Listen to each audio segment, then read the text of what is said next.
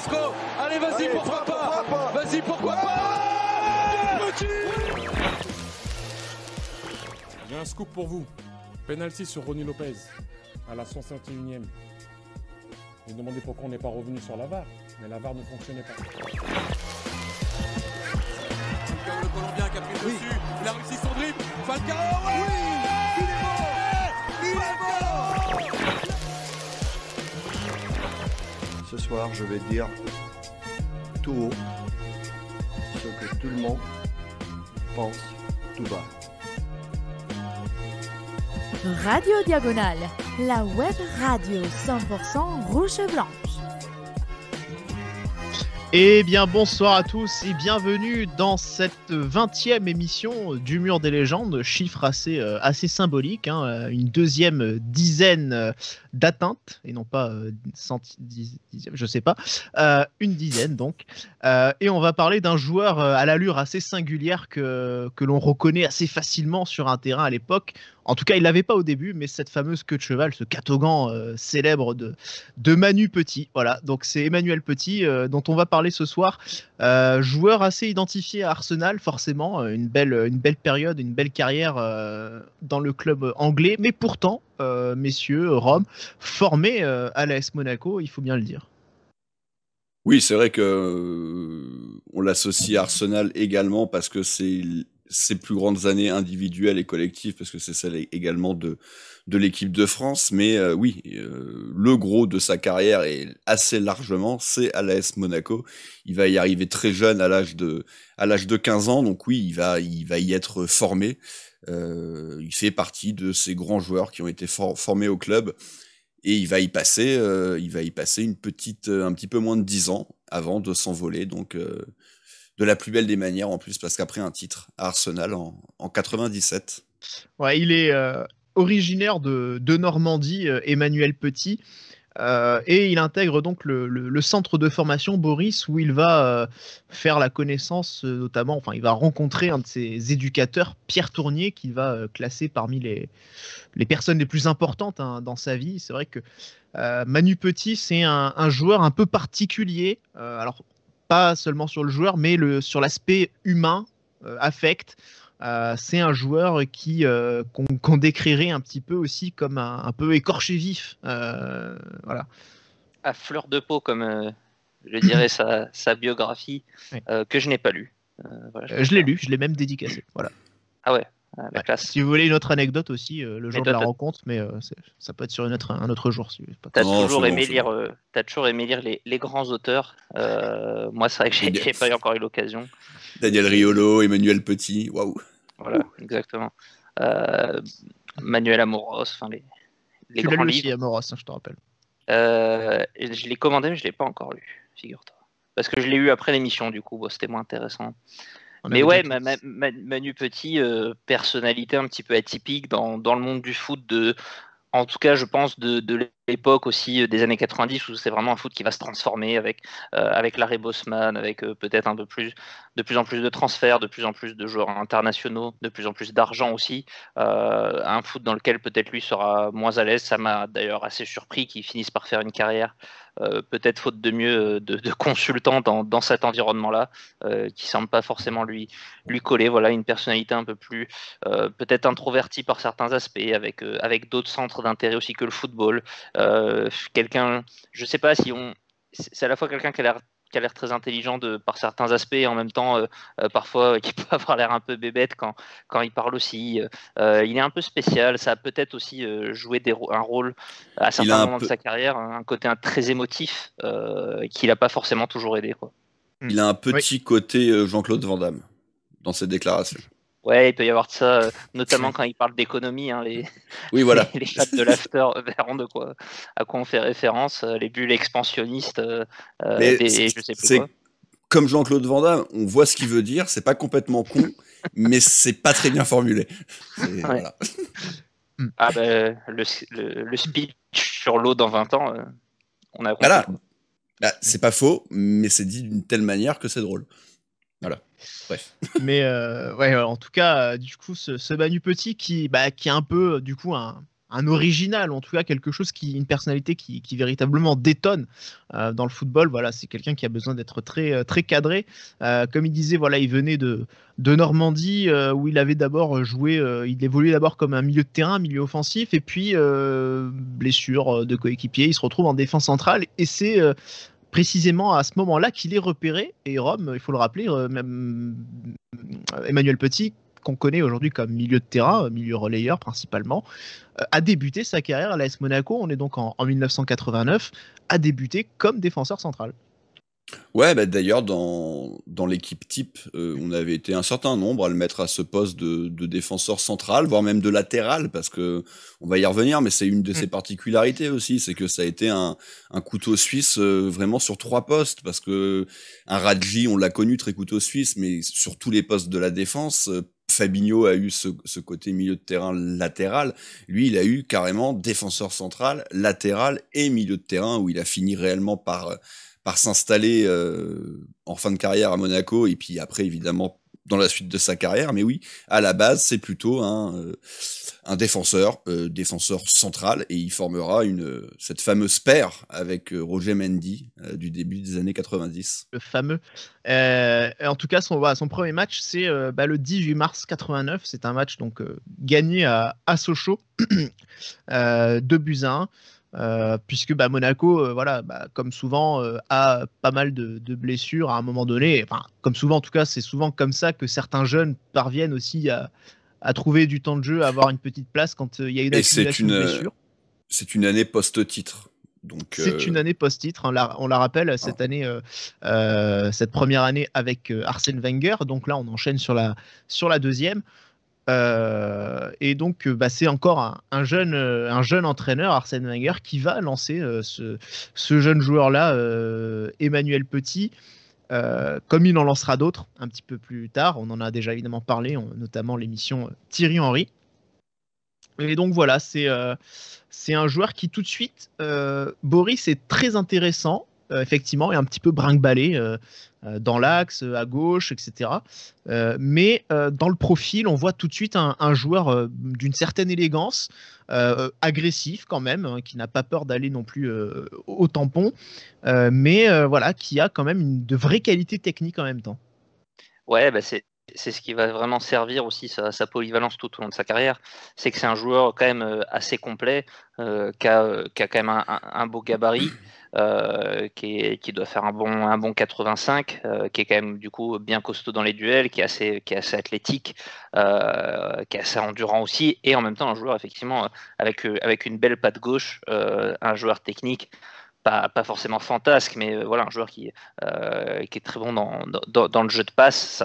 Ça ressortira encore plus quand il jouera au milieu de terrain, mais qui du coup va déjà pouvoir se projeter dans une doublette assez complémentaire finalement avec un Roger Mendy, et puis plus tard sur un poste de latéral, et puis qui dès sa première saison va connaître notamment une première finale de Coupe de France face à l'Olympique de Marseille, la fameuse finale perdue 4-3 en 89, donc des débuts face à un certain Jean-Pierre Papin, un baptême du feu et où pourtant il est pas notamment, c'est forcément une soirée difficile, mais il n'est pas non plus totalement infamant.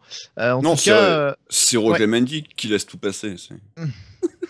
C'est plutôt Baptiston. Il joue pas. non, mais oui, je sais. Qui prend une marée.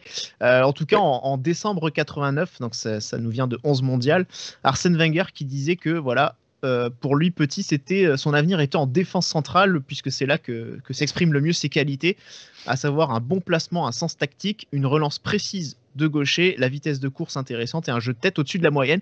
Ça fait beaucoup de qualité Rome pour un seul joueur, et c'est très logique, c'est logique que ce joueur s'impose très rapidement déjà à Monaco, et qu'il truste aussi l'équipe de France, en tout cas qu'il arrive très vite en équipe de France, appelé par Michel Platini. Oui. Il va s'imposer dès sa deuxième saison en fait au club. La première, il ne dispute que 9 rencontres, mais par contre, dès la deuxième saison, à chaque fois, on va tourner à au minimum 30 rencontres, toutes compétitions confondues par an. Donc il est tout de suite très important et il va être du coup appelé en équipe de France dès 90. Ouais, c'est exactement ça. Si je me permets juste un petit terratum, c'est 18 rencontres. C'est 9 rencontres de championnat et 9 rencontres de coupe. Ah oui, c'est que je n'étais que sur le championnat. Voilà, il joue donc en tout 18 matchs. Sur les coupes nationales, justement, enfin sur la Coupe de France, il joue 9 rencontres sur 10 quand même. C'est ça. Ouais, non, mais c'est vrai que j'étais sur la colonne championnat, en effet. Donc oui, donc au final, il s'impose quasiment tout de suite. Et voilà, équipe de France dès 90. L'équipe de France un petit peu en reconstruction, hein. C'est pas la meilleure période pour l'équipe de France, post 86 etc. Mais donc il va faire partie de cette aventure-là. Il va y débuter, mais pour le coup, il ne va pas s'y installer réellement à ce moment-là. Ouais, Boris, d'ailleurs, premier match en équipe de France. La Pologne. Exactement. Je te fais je suis allé vérifier, t'inquiète pas, je sentais l'interro. Voilà. Et donc du coup ce Emmanuel Petit qui s'impose très rapidement, hein. Donc tu le disais, Rome, 36 matchs joués la saison suivante, avec aussi déjà de la compétition européenne. En défense centrale, il va former une paire très très très solide avec Roger Mendy, Boris. Les deux joueurs se complètent vraiment bien pour le coup. Ouais, effectivement, on a vraiment un petit peu le profil encore à cette époque-là du libéraux et du stopper, et avec un Manu Petit qui a toutes les qualités du libéraux et qui du coup se complète bien avec Roger Mendy. Lui, il est honnête, Roger Mendy non, donc effectivement il y a quand même une bonne complémentarité entre les deux, et c'est vraiment autant on avait parlé la semaine dernière d'un Jean Petit qui était arrivé dans des mauvaises époques et qui va vraiment galérer collectivement avec un AS Monaco pas performant, autant Manu Petit, lui, il est vraiment bien tombé puisqu'il tombe sur un Monaco qui est vraiment une des grosses forces du championnat à ce moment-là, et qui du coup joue les premiers rôles tous les ans, champion en 88, et qui pendant les 4-5 années suivantes ne va pas quitter le podium, toujours compétitif malheureusement, le titre qui ne vient pas pour des raisons qu'on a déjà en partie évoqué. Je propose qu'on s'attarde pas plus que ça aujourd'hui dessus. Ouais, en tout cas, je parlais toute première épopée européenne aussi pour Manuel Petit dès sa deuxième saison, puisque Monaco atteint les demi-finales de Coupe des Coupes, de Coupe des vainqueurs de Coupe en 90, donc éliminé par la Sampdoria. Mais voilà, donc très vite, c'est un joueur qui, même sur le plan européen, montre de réelles qualités, et toutes ces qualités ne vont pas vraiment se démentir, même si Rome, il y a un petit passage à vide, hein. On l'a dit, c'est un joueur un peu particulier des souvenirs que ses éducateurs ont de lui. C'est qu'effectivement, c'était un excellent joueur, mais un sacré caractère, pas un mauvais bougre, mais voilà, un joueur assez qu'il fallait travailler un petit peu psychologiquement, et c'est un joueur qui traverse une période de doute, une période de vide sur quelques saisons. Ouais, mais après il faut aussi mettre en corrélation ce qui s'est passé en bleu en 93. Ce fameux match face à la Bulgarie, ce fameux centre que n'aurait peut-être pas dû faire David Ginola. Manu Petit va aussi être pas mal critiqué visiblement après cette rencontre. Donc ça lui a certainement également pas forcément fait du bien. Beaucoup de joueurs ont mis un petit peu de temps à se remettre de tout ça. Donc il en a fait partie aussi, et ajouter à ça, comme tu l'as dit, un caractère un peu particulier, un personnage un peu particulier. Ça fait qu'il a eu, on va dire, un petit passage à vide, et c'est aussi pour ça qu'il a au final pas tant de sélections que ça en équipe de France, parce que il en a une soixantaine qui sont répartis sur plus de 10 ans. Il aurait pu en avoir beaucoup plus, en fait. Ouais, effectivement. Ouais. À Monaco, en revanche, il y a quand même encore de très bonnes choses, hein. Voilà, c'est une équipe, on l'a dit, qui termine régulièrement sur le podium, en tout cas de 89 à 93. Monaco est toujours sur le podium. Il y a des épopées européennes, on l'a dit. Boris, cet apogée pour lui, en tout cas en tant que monégasque, et peut-être même dans sa carrière en fait, c'est la finale de ces deux en 92. J'avoue que j'ai pas souvenir d'un parcours européen d'Arsenal par la suite qui me contredisent en fait. Peut-être que je me trompe, mais je crois pas. Ils font une finale de C3 peut-être en 2000. Je ne sais pas s'il y était encore à ce moment-là, sûrement. Oui, il y passe 3 ans. Perdu contre le Galatasaray Istanbul. Okay. Effectivement, c'est vrai qu'en tout cas, c'est un premier pic. Il y en aura un deuxième plutôt sur les années effectivement 97 à 2000 qu'on pourrait mettre. Mais il y a une Coupe de France quand même en 91. On l'a dit, il n'y a pas de titre de champion. L'OM est intouchable à cette époque-là, mais Monaco va quand même réussir à leur gratter une coupe en 91. Il y a du coup une participation et puis une finale à la Coupe des Coupes la saison d'après, qui malheureusement pour le coup est perdue. Et voilà, c'est des saisons très très pleines collectivement, individuellement pour Emmanuel Petit. Le petit regret, c'est qu'il n'y a qu'un titre, on va dire, au sortir de ces 5 premières saisons, quoi. Ouais, effectivement. Alors après, les polémiques, on les connaît et pour le coup, on les a toujours un petit peu évoquées sur le ton de la plaisanterie dans diverses émissions, notamment Roger Mendy. Mais là, c'est vrai qu'on parle vraiment de Manu Petit. Il plaisante pas. Il n'a pas évoqué sur le ton de la plaisanterie. Exactement, parce que lui, ça le fait pas marrer. Comme disait Dimeco, on t'a volé des titres, Manu. Voilà. Ça faisait longtemps une imitation. Une imitation, ça faisait pas que la semaine dernière. Mais en tout cas, effectivement, Manu Petit, pour le coup, c'est un des rares joueurs, avec son entraîneur aussi, Arsène Wenger, quand même, qui se sont véritablement élevés contre les pratiques de l'époque tapis. Jean Petit, Emmanuel Petit, en parle dans son premier livre, justement, à fleur de peau. Je crois qu'il y revient un peu plus dans son deuxième, mais ça, je l'ai pas lu, donc je pourrais pas vous dire. Voilà, il raconte cette anecdote. Je vais le rajouter sur ma pile à lire. On attend la trilogie. Et il racontait cette entrevue, ces entretiens que faisait passer Wenger un à un. Il faisait convoquer les joueurs un à un dans son bureau pour lui montrer les actions qui lui paraissaient douteuses.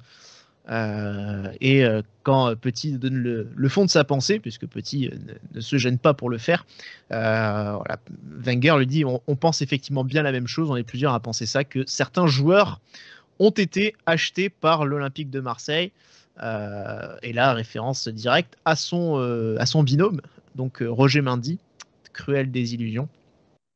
Donc voilà. Oui, c'est oui. Il se soit pas mis carpette devant Bernard Tapie, c'est quand même à souligner. Ouais, effectivement, c'est quand même bien qu'il y a ce joueur-là, voilà, qui ressort du lot finalement aussi un petit peu pour ça. Et j'ai envie de dire, est-ce que c'est pas un petit peu même pour ça qu'on se souvient surtout de Manu Petit à Monaco en fin de compte, sur ce sentiment d'injustice qu'il répète souvent dans les médias, justement quand il faisait la promo de ses livres. Donc c'était un des sujets polémiques qui ressortait et que dans les médias s'emparait évidemment tout de suite. Est-ce qu'on le retient pas plus sur ça pour son passage à Monaco ? Je sais pas si on le retient plus pour ça. Ce qui est sûr, c'est que on en parle toujours de ça, et on y viendra également le titre de 97. Mais après, nous, en tant que joueurs, toute cette petite période du début avec ces deux gros parcours européens, on l'a pas vraiment vécu devant notre télé. Moi, j'avais 5 ans en 92, donc c'est un petit peu short. Mais oui, est-ce qu'on peut considérer qu'on s'en rappelle que pour ça, majoritairement pour ça, je ne sais pas, mais en tout cas, on s'en rappelle aussi pour ça, c'est une évidence.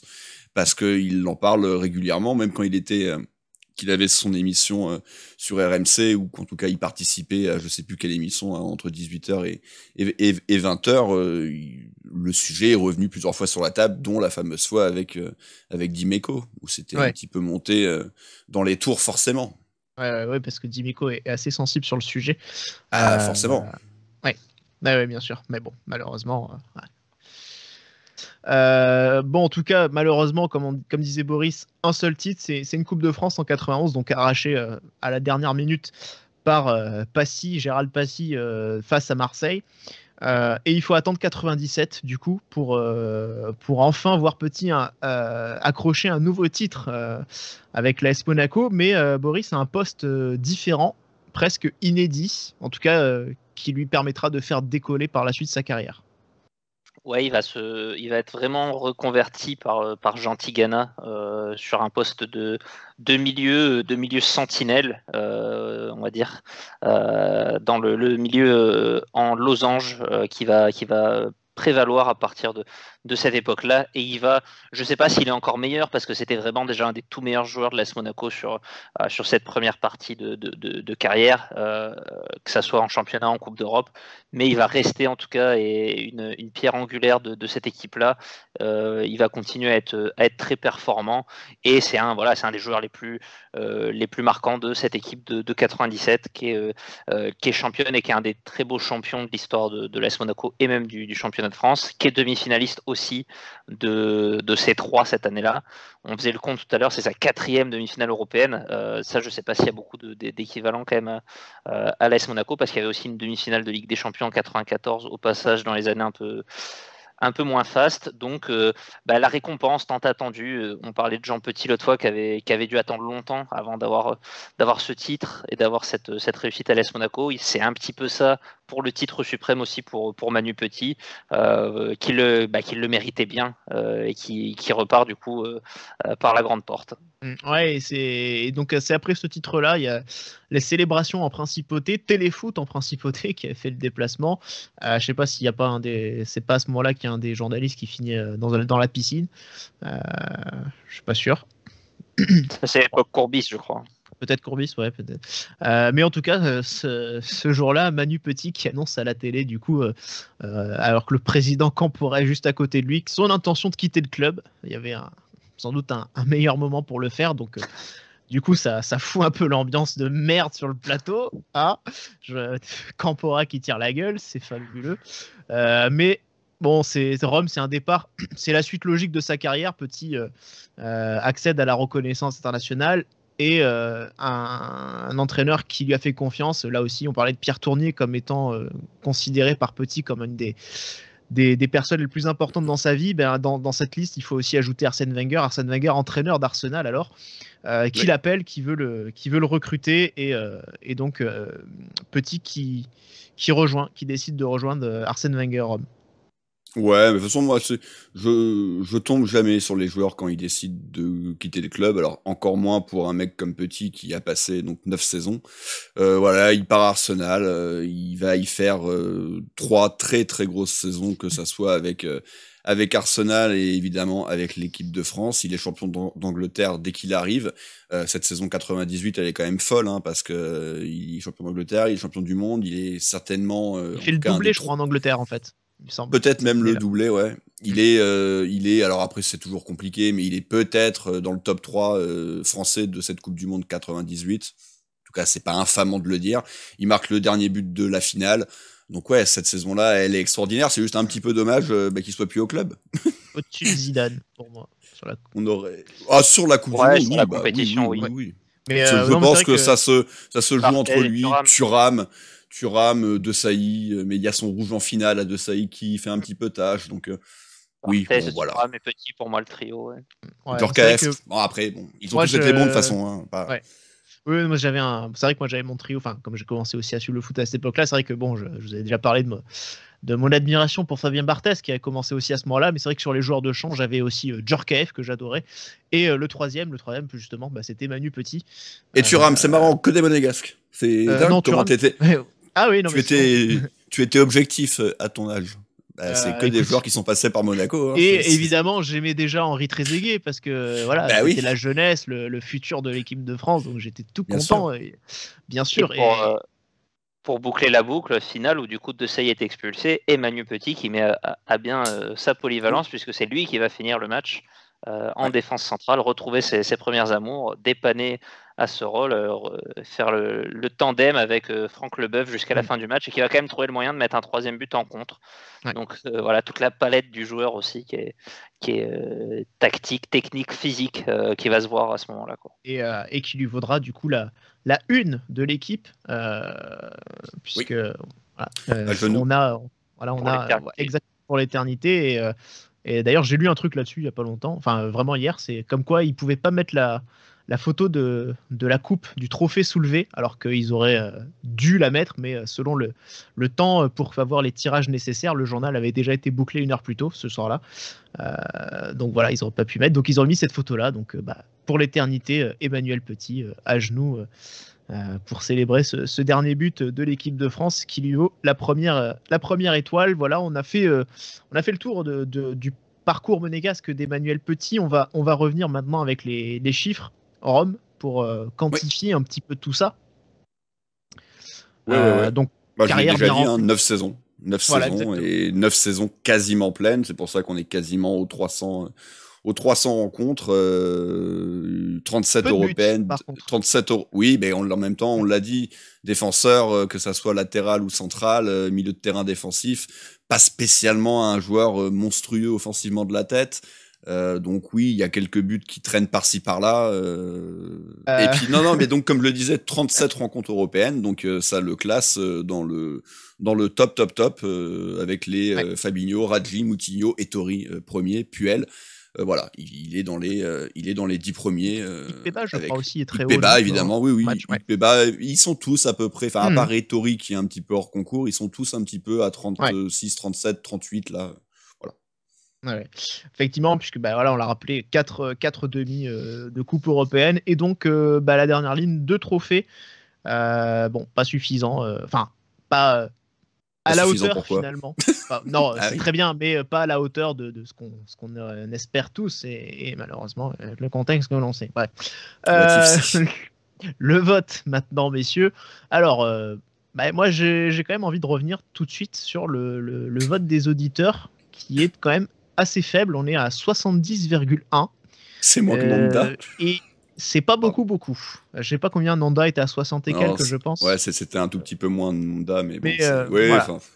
Je sais pas quoi dire. En fait. Je m'interroge un petit peu sur ce rôle. On va parler, sur ce score. On va parler de la Legacy parce que certainement elle a forcément beaucoup d'influence, mais je me dis peut-être que c'est l'image qu'a aujourd'hui Manu Petit, très un joueur qui a brillé avec Arsenal, qui a fait finalement ses meilleures années avec Arsenal, même si les années monégasques sont excellentes quand même. Mais il y a ça. Peut-être que l'homme des médias aujourd'hui convainc pas grand monde, peut-être pas forcément très sympathique, je ne sais pas. Voilà, peut-être que c'est ça qui ressort. Je sais pas ce que vous en pensez. Ouais, c'est vrai que j'ai l'impression on se rappelle pas énormément de Manu Petit Monaco, mais même joueur en général, j'ai pas l'impression que c'est un joueur de cette époque-là qui a gardé beaucoup de legacy en France en général, on va dire.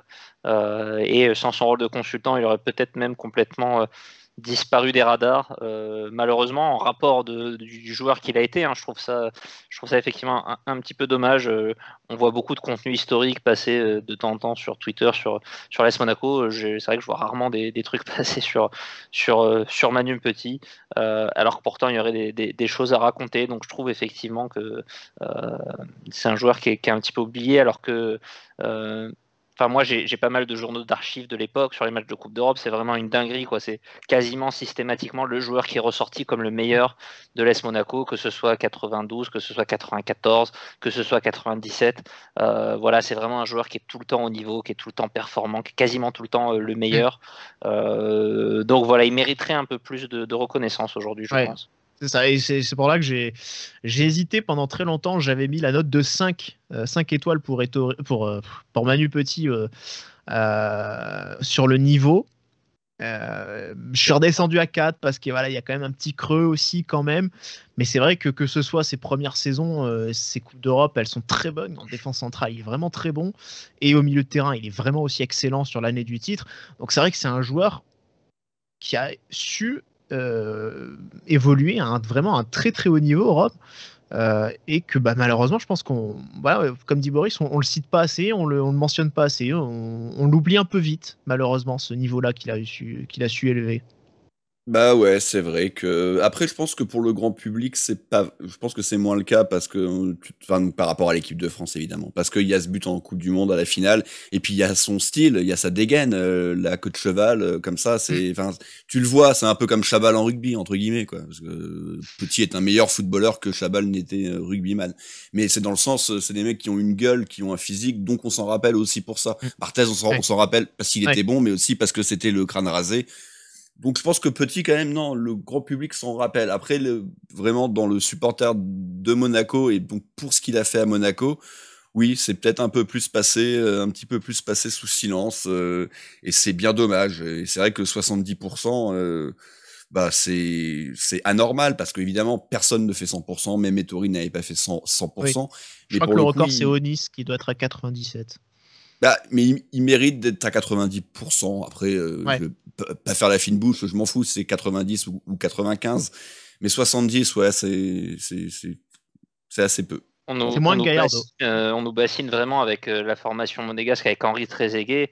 Faut pas oublier Petit quoi, qui est vraiment a fait tellement plus au moins que Henri à l'AS Monaco. Trezeguet, ça peut se discuter sur la prépondérance dans l'équipe, les buts, etc. Mais vraiment de cette équipe de 98 qui compte beaucoup de joueurs formés à l'AS Monaco ou à minima passés par l'AS Monaco, il y est vraiment aussi et c'est presque c'est le premier quoi là-dedans à être.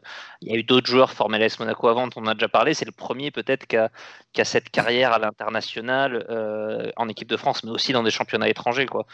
Il y avait eu un très gros joueur comme Amoros qui a été formé mais qui n'a pas joué à l'étranger. Petit c'est le premier finalement, donc c'est un des énormes succès de la formation monégasque. Ouais, effectivement, on est complètement d'accord avec ça et pareil, c'est quelque chose qu'on a un peu tendance à oublier parce que voilà, il y a des Henri Trezeguet qui accaparent un petit peu toute l'attention par rapport au centre de formation. Aujourd'hui, ce serait un Mbappé et en oubliant, effectivement, comme tu as dit, ce Manu Petit. En tout cas, voilà, j'ai un peu regardé quand même des matchs d'époque et c'est vrai qu'à chaque fois, j'étais toujours assez séduit par ce joueur, la fameuse passe Ligue des Champions, Rome. Mais c'est vrai qu'il avait cette qualité à jouer long et de manière très précise, à casser des lignes aussi. Ça m'a fait, alors toute proportion gardée, mais c'est vrai que cette capacité-là, c'est un peu comme aujourd'hui Badiachil, très jeune, parce qu'en plus comme Petit a commencé pareil très très jeune, 18 ans, c'est un peu cette capacité à jouer de l'avant, mais en meilleur quand même, faut le dire. En meilleur, en mieux. En mieux. Mais ça. Il y avait peut-être moins d'erreurs à l'époque, mais oui, non, mais après pour Badiachil, écoute, on lui souhaite d'avoir une grande carrière, mais bon. Mais en tout cas, voilà, si ça permet à peut-être à certaines personnes aujourd'hui qui aiment beaucoup Badiachil pour sa qualité de passe aussi vers l'avant, Manu Petit, c'était encore mieux. Voilà, il faut le dire. Donc voilà. Un peu plus de temps à l'époque aussi pour faire les passes en général. Ouais, ça dépend. Quand t'as Dimeco qui t'arrive sur la gueule, je peux te dire que tu l'as fait vite la passe quand même. Mais parce que il y a quand même des petits attentats à l'époque, je pense que t'avais pas trop envie de garder le ballon des fois non plus. Mais bon voilà, en tout cas, il y a quand même une belle carrière à Monaco pour Manu Petit et messieurs, donc sur la Legacy, nous on est resté à 3, c'est quand même le critère qui nous intéresse le plus au final. On est resté à 3 tous les 3 de toute façon. Mais ouais, peut-être pour tout ce qu'on a dit, pour tout ça, en fait, on le met pas vraiment plus haut. J'aurais eu envie de le mettre à 4 juste pour être le seul à s'élever un petit peu contre les magouilles tapis de l'époque. Ça, c'est tentant de lui ajouter un point pour ça. Mais bon, effectivement, c'est vrai que malheureusement, pour tout ce qu'on a dit, Manu Petit est pas forcément le joueur auquel on pense le plus. Mais encore une fois, et là je fais référence à l'émission que vous avez pu écouter sur la Jeune Petit, on est là aussi pour ça, pour faire cette transmission, ce relais un petit peu de savoir sur l'histoire de l'AS Monaco. Et donc dans ces cas-là, il est important de ne pas oublier donc Emmanuel Petit. Ok, Franck Ferrand. Ça je l'ai fait tout à l'heure à Quentin. Regardons donc le mur maintenant. Rome. Ah, tu m'as surpris presque. Voilà, donc les deux petits sont côte à côte, Jean Petit et Emmanuel Petit, donc ça nous fait 11 bonhommes, c'est ça, si je dis pas de bêtises. C'est ça. Arrête, t'as plus assez de doigts pour compter là, ça devient compliqué. Ouais. Non, c'est faux. Parce qu'on m'en a coupé un, figure-toi. Bah ça, ouais, ça en fait 11. On a quasiment une équipe. Bah, le seul souci, c'est qu'on a 2 gardiens. Donc, bon, voilà. Ouais, Barthez, il joue joue dans sur le champ. Voilà. Barthez, il peut jouer joueur de champ. Ouais. Je pense qu'il faut le planquer quand même. Hein, on va pas se mentir. Tu me diras, je préférerais mettre Barthez au goal si on peut, si on peut choisir.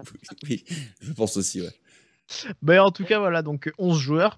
11 joueurs du coup sur 20 émissions. Ça fait quand même un joli petit ratio. Du coup, le prochain rendez-vous. T'inquiète pas. On va le faire baisser. Alors, je sais pas si on le fera baisser la semaine prochaine, je n'en sais rien. Mais le prochain rendez-vous, c'est un joueur qui a aussi pas mal joué avec Emmanuel Petit, donc ce sera plus ou moins la même période. C'est Franck Dumas, libéraux, qui est lui aussi donc a été capitaine, qui plus est, de cette équipe championne de France en 97. On va pas tout révéler maintenant, bien sûr. Mais voilà, ce sera du coup le prochain rendez-vous dans le mur des légendes.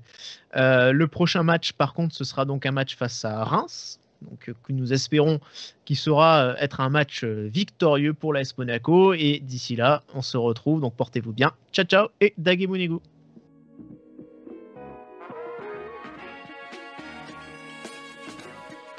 Et bisous.